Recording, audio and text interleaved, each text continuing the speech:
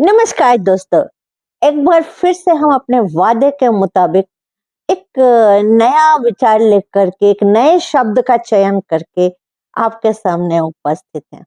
जैसा पिछला हमारा टॉपिक था विनम्रता, उसी में का एक और टॉपिक मुझे बड़ा अच्छा लगा जो कि आजकल वो भी बहुत लुप्त होता जा रहा है।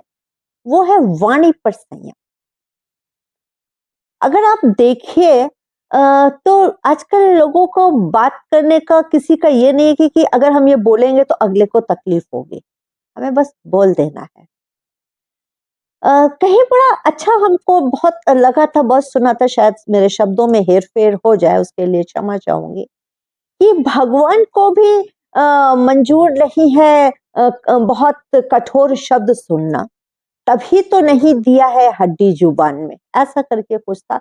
बात बहुत सही है कि देखिए हमारे जुबान में हड्डी तो नहीं होती क्योंकि बहुत लचीला होता है, लेकिन हमारे जो बोलते हैं वो शब्दों में एक पत्थर की तरह बहुत कठोर शब्द निकल जाते हैं जो कि सुनने में तकलीफ होते हैं।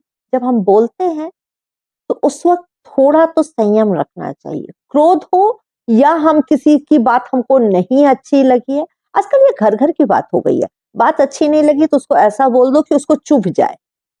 क्या हम जानते हैं कि जब वो चुभता है तो उसकी आत्मा कितनी रोती है, उसकी आत्मा से क्या श्राप निकलता है, वो हम ही को लगता है।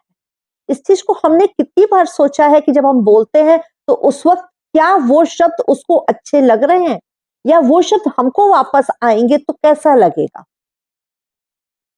आप जानते हैं अगर हमको ये बात मालूम हो, सपोज करिए कि कोई जैसा हम लोग दीपावली पर सबको उपहार देते हैं, अगर ये हमको मालूम है कि ये जो हम उपहार दे रहे हैं यही हमको वापस मिलेगा, तो हम कैसा उपहार देंगे? हम उसको उपहार वैसा देंगे जो कि हमको अच्छा लगेगा, जो हमें चाहिए होगा, क्योंकि हमें रिटर्न वैसे ही वापस मिल रहा है। अगर यही चीज हम अपने शब्दों में भी लगा लें कि ये जो हम बोल रहे हैं, जो दे रहे हैं, ये वापस हमको मिलेगा, तो शायद हमको बहुत ये विचार हमारे अच्छे हो जाएंगे। क्योंकि हमने देखा है और भी जगह, हर घर में ये प्रॉब्लम हो रही है, बाहर प्रॉब्लम हो रही है, ऑफिस में प्रॉब्लम हो रही है, ये शब्दों का खेला है।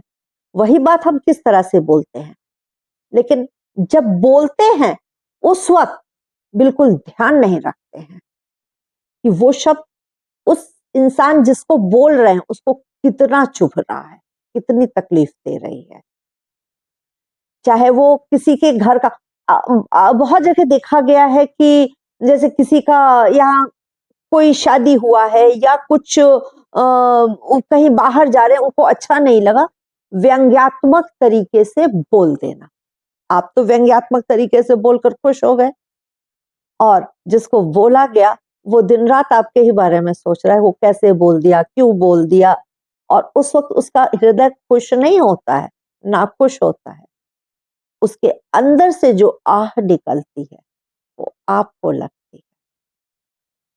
इसीलिए कहते हैं कि बीता हुआ समय, मुंह से निकला हुआ शब्द ये कभी वापस नहीं आता है, इसको बहुत सोच समझ के खर्च करो, नहीं तो समय भी निकल जाएगा और गलत बात से आपको ही वापस चोट पहुंचेगा। हमेशा हम लोग सत्य साई बाबा के फॉलोअर हैं और उनकी जो बातें हैं बड़ी अच्छी लगती हैं। एक जगह उन्होंने कहा कि वॉच वॉच मतलब ये नहीं कि हमारी जो घड़ी है, घड़ी को ही केवल वो देखना है। वॉच शब्द का उन्होंने अल्फाबेट्स को अलग किया, WATCH। डब्ल्यू को उन्होंने संबंधित किया वर्ड, शब्द, जो बोलो। ए एक्शन, जो आप कर्म कर रहे हो, जो क्रिया कर रहे हो, action. Then it comes T, कुछ भी करने से, कुछ भी बोलने से पहले थिंक, आपका थॉट अच्छा होना चाहिए, थिंक।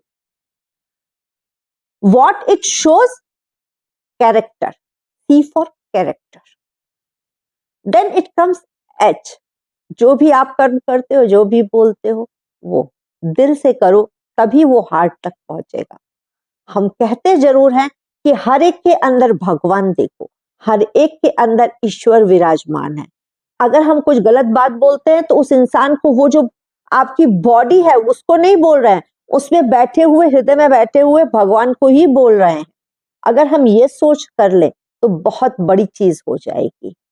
तो इसका हम लोग कंक्लूजन निकालते हैं कि वाणी के संयम को कैसे हम लोग बरकरार रखें, क्योंकि हम लोग बहुत कम समय के लिए वीडियो निकालते हैं। उसमें चाहती हूँ कि अगर कुछ संदेश सब तक पहुंच जाए तो शायद हमारे जीवन का वो सफल दिन होगा, अगर कुछ लोग सीख लेंगे।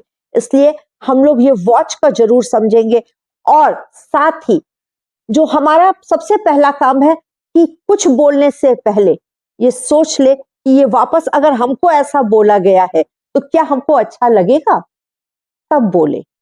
कोई जरूरी नहीं होता है कि तुरंत जवाब दे दे, उस बात को पहले गहराई से समझे ना कि क्या जरूरी है बोलना, क्या कम बोले वो ज्यादा उचित है।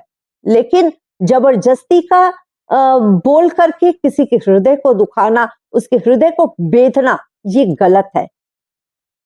मैं यही चाहूंगी कि जो भी इस वीडियो को देखे अपने वाणी पर जरूर संयम रखे, ये जरूर सोचे कि अगर यही चीज हमको बोला गया तो कैसा लगेगा, उस सोच को बोले। किसी भी बात को पहले समझे कि वो सही गलत क्या है, क्यों हो रहा है, क्या बोलना जरूरी है। अगर नहीं जरूरी है तो चुप रह जाए, वो ज्यादा बेहतरीन होगा।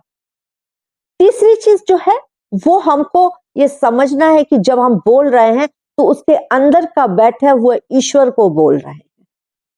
अगर हम ये बात भी मन में रख लेंगे तो शायद गलत बोलने से बच जाएंगे।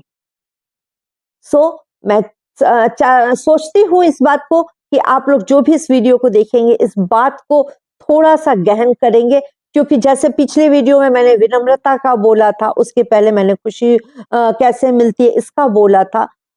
ये सब चीजें हमारे पूरे कैरेक्टर को, हमारे पूरे जीवन को बहुत साकार बनाती हैं। जो लोग कहते हैं कि हमको परेशानी है, दुखी है, वो हमको खुश नहीं रखता है, वो सब खुश रखेंगे जब हम खुद को पहले सुधार लेंगे।